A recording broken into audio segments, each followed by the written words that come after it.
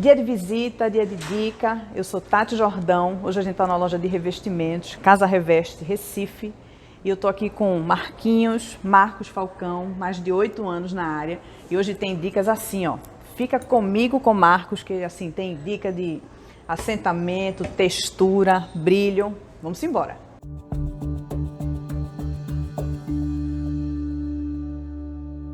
Então, Marquinhos, a gente tem revestimentos. Uma das dores de cabeça, né, dos nossos clientes e também dos profissionais de arquitetura. Sim. E a gente vai contar a historinha do revestimento, né, como é que funciona. Fechou o projeto. Primeiro, o que tu recomendas? Quanto tempo antes a pessoa precisa comprar o revestimento para ter um revestimento de qualidade para não atrasar a obra?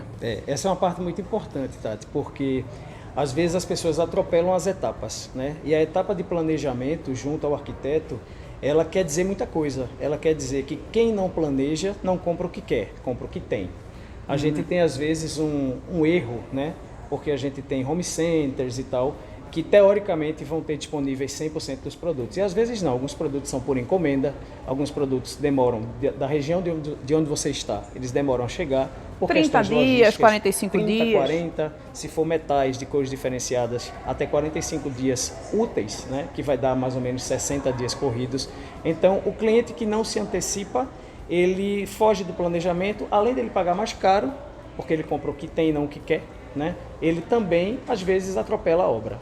Então, uma dica já valiosa, independente de você ter um profissional de arquitetura, design, enfim, um engenheiro, mas que você quer um produto diferenciado, se você já sabe que vai entrar num revestimento, num momento, já dá uma pesquisada antes, procura uma loja, né, de renome da sua loja, da sua área, da sua cidade, ou home center, para poder fazer a compra. E aí o cliente vai lá, Tati, eu tenho 100 metros quadrados de piso.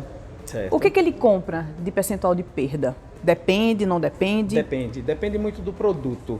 Geralmente, a gente começa a trabalhar em cima de 10%, tá? 10% é o mínimo. Hoje em dia já existem arquitetos e designers que estão pegando 20%, porque as edificações estão ficando cada vez mais esconsas, mais diferenciadas, então a gente tem uma série de interferências estruturais, né? Por conta de recuo, de área de prefeitura e tal. Então você sempre tem ali uma viga, uma coluna que vai dificultar, vai fazer um 45%, e isso gera perda de produto. Quando a gente fala num produto liso, quando a gente fala num produto que tem um 3D, é como se fosse um quebra-cabeça, né? Então a gente precisa que a figura complemente a outra. É a mesma relação que a gente tem com o papel de parede, se ele for estampado, se ele tiver alguma geometria. O percentual ele vai aumentando, né? Ele vai aumentando porque necessariamente você vai ter a pedra, mas você não vai ter aquela parte da pedra que você precisa para completar a figura. Então você pode chegar a 20%. Faz o trincho, então a gente tirou determinado do trincho aqui. Nesse caso a gente vai tirar um pedaço aqui desse trincho, se for um canto, uma quina, e aí a gente não consegue mais reutilizar esse pedaço. Talvez a gente pudesse se fosse uma pedra lisa. Então isso às vezes você acaba tendo que descartar toda essa pedra dependendo da paginação. Já aconteceu comigo, inclusive com esse revestimento, foi você inclusive que nos atendeu na época, então né? Tipo, compramos 10 e era 20%. Né? E aí pegando esse teu gancho, Marquinhos, tem um exemplo recente nosso de um erro que foi cometido, na verdade um erro não, foi um apartamento muito antigo, ele tinha 40 anos, tem 40 anos, certo. E a gente precisou remover todo o revestimento do apartamento em vez de fazer aquele piso sobre piso. Certo. Então, no que a gente removeu todo o revestimento e resolveu fazer um novo assentamento da soleira inicial, já a gente vai falar do tópico soleira, né, que é importante, sim, para o nível do corredor estava dando 5 centímetros de diferença. Então, a quantidade de argamassa prevista dentro das condições normais, né, temperatura e pressão, sim, CNTP era 1, não foi. A quantidade de rejunte era 1, também não foi. E o contrapiso também foi diferente. Então, recomenda-se, nesse dia, teve um prestador de serviço nosso, que ele foi inclusive, ele levou um martelo de borracha e ele saiu batendo pedra por pedra para ver o que estava oco e o que não estava, para poder saber a área, né, o bolsão de ar, como ele chamou, sim, naquele momento, para poder ter uma noção. Então a gente meio que, Tati, a gente realmente vai precisar tirar a argamassa toda, tal, aqui não tá fazendo sentido permanecer, e pela área que tem aqui, talvez a gente tenha essa diferença. Então, fica esse exemplo, né, essa dica. Se Sim. você puder levar o prestador que vai fazer o assentamento com esse martelinho de borracha ou até a mão mesmo, você chega lá, bate para poder identificar, é uma dica. Pode ser um cabo de vassoura também. Cabo de vassoura. Né? A gente que não sapato precisa, de ponta, porque nossos você saltos. de vassoura é legal porque você não precisa estar se abaixando. Como é pedra por pedra, você está aqui, ó. Então... Nós somos jovens, a gente consegue se abaixar, né? Então vamos embora. E, Marcos, aí nesse mesmo apartamento a gente teve a orientação com relação à tonalidade de argamassa. O que isso significa? Hoje a gente tem aqueles porcelanatos polidos, a gente vai fazer um outro vídeo, inclusive, falando recomendações, né, de ambientes, né, onde a gente pode usar polido, acetinado. O que tu recomendas com relação à argamassa? É tudo igual? Pode ser uma argamassa única para uma pedra branca ou não? Na verdade, as argamassas elas são muito diferenciadas hoje no mercado. A gente tem argamassa desde para a cerâmica mais simples, a argamassa que a gente precisa para ancorar num suporte de um prédio, por exemplo, que vai para uma situação de uma fachada. De fachada, certo? ok. A cor da argamassa quer dizer alguma coisa assim. Geralmente, os fornecedores de produtos que são brancos, eles sugerem que a gente use argamassa branca. Porque caso haja alguma absorção dessa massa, não vai dar manchamento na pedra, certo? Perfeito. É muito incomum acontecer isso. Já aconteceram casos de pessoas usarem pedras brancas quando, naquele boom de mais ou menos 3 anos atrás, todo mundo queria porcelanato branco, branco leite, papel sulfite, né? Depois que cai o cabelo, todo mundo quer tirar, exatamente. Viu? Não faça Passou isso. essa época que todo mundo queria branco, branco, branco, era a época do nano, tudo aquilo, Sim. né? Então, hoje em dia a gente não tem tanta essa preocupação, mas o fornecedor recomenda pela norma técnica, né? E o que acontece? A argamassa branca ela tem outras vantagens também. Ela tem um menor tempo de secagem e ela tem um maior poder de ancoragem. Ou seja, ela demora menos tempo para dar o resultado que você quer, você já pode pisar ou fazer outra coisa, e ela também dá uma segurança maior. Perfeito. Então, dependendo, o custo-benefício dela vale muito a pena. E aí, passando para a argamassa, o cliente também vai precisar comprar o rejunte, né? Que é justamente essa linha fininha que vai fazer a chegada entre uma pedra e outra. Certo. Nós que somos arquitetos, né, designers, a gente, junta seca, a gente adora tal, mas é recomendado junta seca? O que é que tu achas? Sim, a depender do produto, sim. O que é que acontece? Hoje, com o advento da tecnologia, os produtos estão saindo cada vez mais tecnológicos e cada vez mais... Obrigado, amor. E cada vez mais eles estão se juntando nas figuras, né? Então a gente precisa ter um entendimento de que o produto pode aceitar ou não a junta seca. Isso vai de acordo com uma série de coisas. Isso vai de acordo, inclusive, com o profissional e como está o material a ser assentado. Por exemplo, a parede está bacana, a parede está esconsa, o piso está legal, né? Isso faz diferença. Geralmente, para piso, a gente não recomenda junta seca. A gente recomenda pelo menos 1 milímetro, né? Pelo menos 1. O fabricante pede 2, tá, gente? A gente vai de encontro ao que o fabricante diz, está errado. A gente dá aquela apertadinha para ficar mais bonito. Dá para fazer se o produto for de qualidade, se ele tiver realmente uma marca bacana, porque quando não tem uma marca bacana, você fica meio rendido. Mas a gente pode colocar aquela coisa de 2 e já entra com um rejunte epóxi, sim, né? Um rejunte legal. Bacaninha. Por falar em rejunte, tu recomenda o epóxi, o flexível? Tem realmente um ganho? Veja só, os rejuntes, eles têm também uma diferença. O rejunte epóxi ele é muito bom, mas ele é um rejunte que ele requer que você tenha toda uma técnica. Ou seja, ou você vai aplicando o rejunte, para um pouco e vai limpando, porque se ele aderir à pedra, ele não sai mais. Ou então você vai fazendo e outra pessoa vem na sequência limpando. É um rejunte que nem todo profissional sabe aplicar. Exato. Às vezes não gosta de aplicar. Quando aplica errado, coloca a culpa no fabricante. Então, sempre aquela coisa, né? Aquela coisa, deixa que eu deixo, né? Vamos jogar a culpa para o amiguinho. E voltando só aos revestimentos. Os revestimentos que são junta seca, esse, por exemplo, é um, certo? Uma peça vai completar a outra. Mesmo ele sendo de junta seca, a gente tem que, aquela coisa muito fina, quase imperceptível, a gente tem que completar para que isso não faça com que, se ele for numa área molhada, por exemplo, num banheiro, no lavabo, numa cozinha, numa varanda, aquilo ali não ultrapasse a linha da própria peça e não causa infiltração. E aí, aproveitando que você levantou aqui a pedra, essa é uma pedra que ela tem um acabamento retificado. Isso. Né? Então ela tem um acabamento assim, quina viva, e é uma pedra que a gente consegue trabalhar com um rejunte, né, de junta aqui seca. A gente consegue fazer uma junta seca. Tem o bold, que é aquele mais redondinho, Isso. né? E tem também já o semi-bold, né? Uma pedra plana. Borda plana, exatamente. Borda plana é um bold mais tecnológico que ele permite uma junta de 1 milímetro. Entendi. Mesmo ele sendo bold, ele permite uma junta de 1 milímetro sem problema. Tem um preço melhor do que tem o preço mais em retificado. conta. E fica bacana do mesmo jeito. Exatamente. Se for um branquinho todo liso, um rejuntezinho branco, fica bem bonito. Perfeito. E aí o rejunte epóxi, pô, não estou com dinheiro para fazer epóxi no meu banheiro todo. A gente pode usar só no box? Tem uma resistência maior à água, né? Eu recomendo muito o acrílico, eu gosto muito do rejunte acrílico. Ele já vem pronto, certo? Ele vem geralmente nos potinhos, nos mais diversos fabricantes. E ele é intermediário, ele nem é o mais simples e nem ele é o epóxi. E ele funciona, você pode deixar ele por algumas horas e pode tirar que ele limpa tranquilo. Perfeito. Lembrando, gente, que existe solução para tudo, tá? Hoje em dia já existe no mercado produtos que removem essa sujeira do rejunte epóxi. Sim. Só que quando o produto tem muito veio, ou quando o produto tem muito 3D, ou quando ele tem ele é arenoso, ele tem aquela camada de areia antiderrapante, é mais difícil de tirar, então ele pode ficar manchando as bordas. Então, para evitar fadiga, para evitar estresse, então procurar um profissional, né, que tenha a habilidade, né, e o cuidado de fazer a aplicação desse rejunte. Você está falando, tá, tem uma coisa importantíssima, porque assim, as pessoas se preocupam muito com a qualidade, se preocupam muito com junta seca, com não ter nenhum tipo de, né, mas elas muitas vezes não se preocupam com a seleção do profissional que vai fazer. A pessoa nem se planeja, nem se preocupa no profissional. Exato. Então, o que acontece? Ela às vezes economiza uma bobagem, que não chega a ser nem R$500, e ela tem prejuízo no final. Ou feio, porque ela não vai mudar, ou ela se incomoda e ela vai mudar, ela acaba tendo que tirar tudo de novo e colocar tudo de novo. E aí, amigos, como a gente está numa loja, a loja está funcionando, Marcos até recebeu um chazinho aqui, delícia. Agora eu quero saber por que chegou sozinho só para ele e não chegou para mim. Eu quero um chazinho agora, pode pedir meu chá.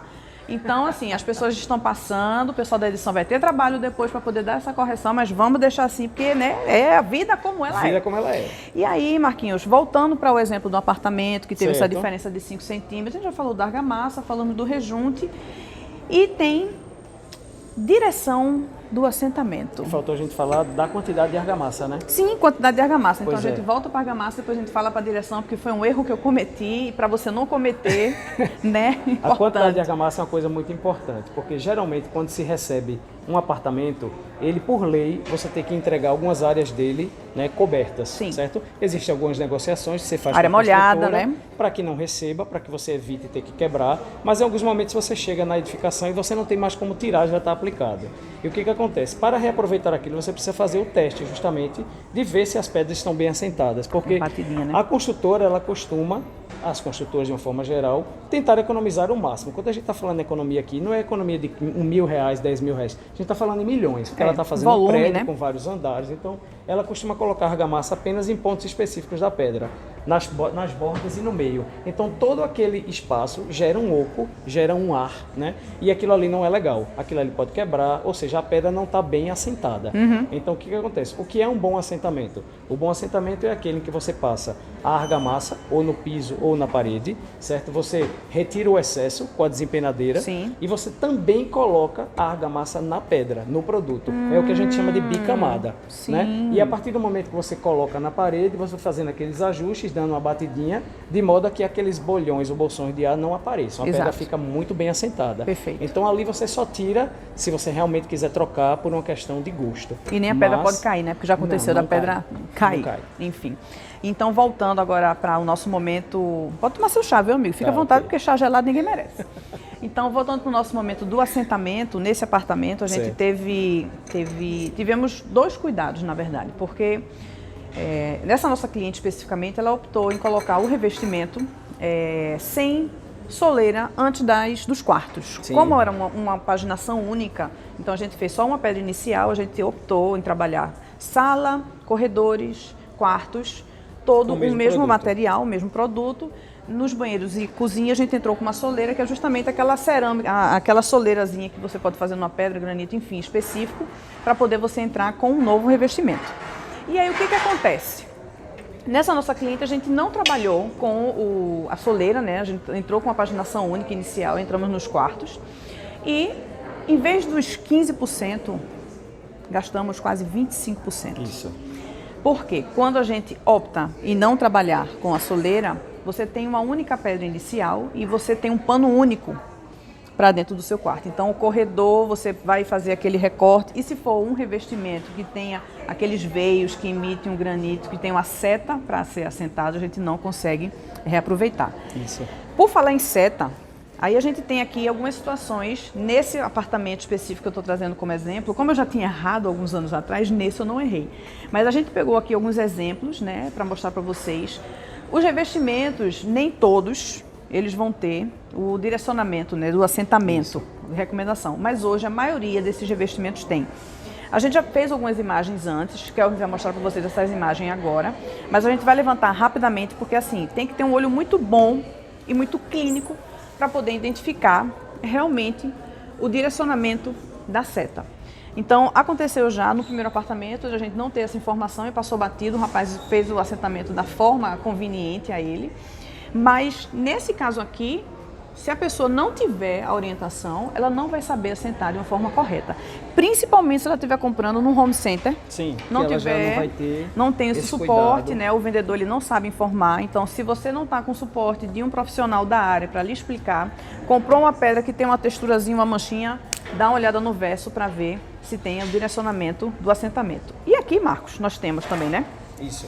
Essa já é uma seta Alguns fabricantes... que já dá para ver melhor, né? Alguns fabricantes, eles são bem cuidadosos com isso, tá? Eles colocam a seta, colocam até escritos, ó, sentido de assentamento, são 2 sentidos permitidos, se você for pôr na paginação horizontal. Aqui você pode colocar horizontal ou na vertical. Ou vertical. E alguns fabricantes têm umas setas meio que a gente chama de mal assombradas. Tipo muitas essa. você demora muito para entender, às vezes. Essa tá até bacana, porque tem muitas. Tem umas que são só umas setinhas bem pequenas aqui, assim, você tem que realmente entender, e essa seta é muito importante. Voltando para a questão da soleira, isso é uma coisa que tem que ser definido bastante na hora de comprar, porque o que acontece? Quando você tem um pano único, não é?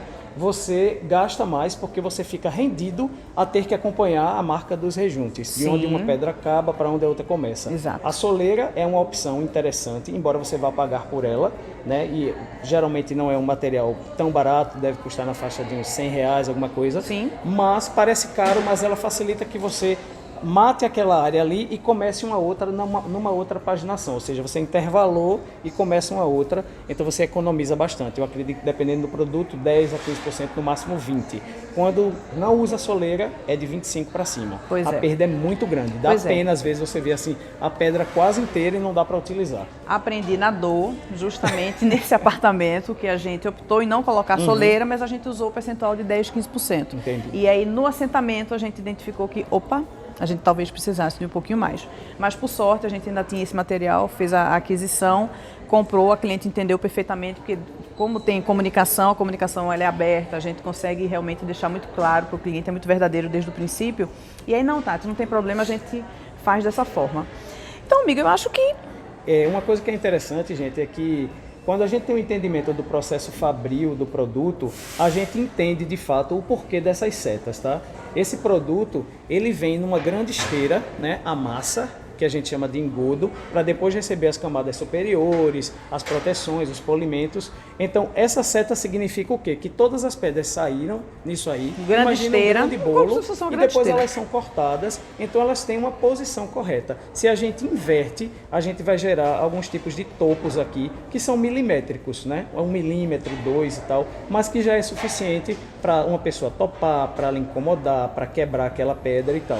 E o que acontece? A pedra, dependendo do tamanho, isso é uma coisa muito importante, sabe, Tati? Porque as pessoas não entendem que existem A norma técnica, ela te dá uma liberdade. Por exemplo, quanto maior o produto, mais ele tem um empeno. Sim, certo? sim, então sim. a gente tem produtos, a partir de 80, a gente tem um empeno natural, 80 por 80, de fábrica. Isso não é um processo ruim, isso é uma coisa normal. Normal da pedra, do material. Exato. Então você tem que assentar bem e fazer isso com as setas todas para o mesmo lado. Não importa, eu comecei com as setas todas viradas para lá, eu tenho que terminar com todas viradas para lá, se for o mesmo ambiente. Se eu morri um ambiente, botei uma soleira, vou para outro, eu posso inverter todas para cá, mas todas têm que ir para lá desde o começo. Aí eu que defino. Às vezes as pessoas entendem, principalmente nas pedras manchadas, calacata, carrara, que você tem que seguir uma figura, que uma figura veio, completa né? a outra, que o veio completa a outra, mas não é bem assim, tá? Isso não é assim. E uma coisa também interessante é que os reguados de madeira, né, eles já existem no mercado, inclusive marca, que permite que você faça o intertravamento do reguado 50%. Sim. Mas geralmente as marcas pedem 20 a 25% no máximo, justamente porque a pedra grande, ela Sim. tem um empeno natural de fábrica e esse empeno fica mais evidente quando você transpassa muito ela, certo? Então assim, é toda uma técnica que não custa você procurar saber. Perguntar não ofende. A gente tenta mostrar ao cliente na hora da venda, na hora do fechamento, na hora da demonstração, mas nem sempre o cliente ele assimila tudo aquilo, ele passa. Eu fico muito feliz quando a gente está trabalhando e a gente recebe um telefonema de um arquiteto, de um designer, ou então mesmo de um pedreiro, tirando uma dúvida técnica. Isso Perfeito. É muito legal, porque você vê que ele está tendo ele não está fazendo de qualquer jeito para depois dar o erro e dizer, e agora, fazemos como? Muitas vezes não tem como. A gente tem que tirar, colocar um novo, então perdeu-se tudo aquilo. Exato. Então, hoje em dia, você tem que ter muito cuidado com isso. Pode parecer mimimi, pode parecer frescura, mas não é. Isso, um planejamento e uma técnica correta faz. Eu até digo às vezes, olha, se você quiser trazer seu pedreiro aqui, ou se eu quiser que eu vá na obra, a gente dá a explicação. A gente ajuda, porque assim é melhor fazer. A gente, entre aspas, perde um tempinho, mas tem certeza de que aquilo vai ficar tudo bonito. A gente se planeja, né, Marquinhos? Na verdade é exatamente. Se planejar para poder evitar erros futuros e todas as vezes que a gente consegue ter um planejamento, exatamente. A gente realmente minimiza esses erros. Então, Marquinhos, eu acho que a gente tem várias dicas, a gente vai, num segundo momento, falar de outras coisas, a gente vai falar de brilho, de acetinado, de massa única. Tem muita coisa. Tem muita coisa, a gente vai mostrar algumas opções, inclusive eu acho mais nudes, neutras, se a pessoa quer colocar no banheiro. Então, tem dicas no nosso próximo vídeo. Temos panos para as mangas. Temos aqui assunto assim para 3 gerações. Então, eu queria agradecer muito, Marquinhos. Você vai continuar aqui, a gente vai continuar falando sobre revestimento, mas a gente vai fazer isso, ó, no outro momento. Eu sou Tati Jordão, Marcos Falcão. Isso. Compartilha, curte.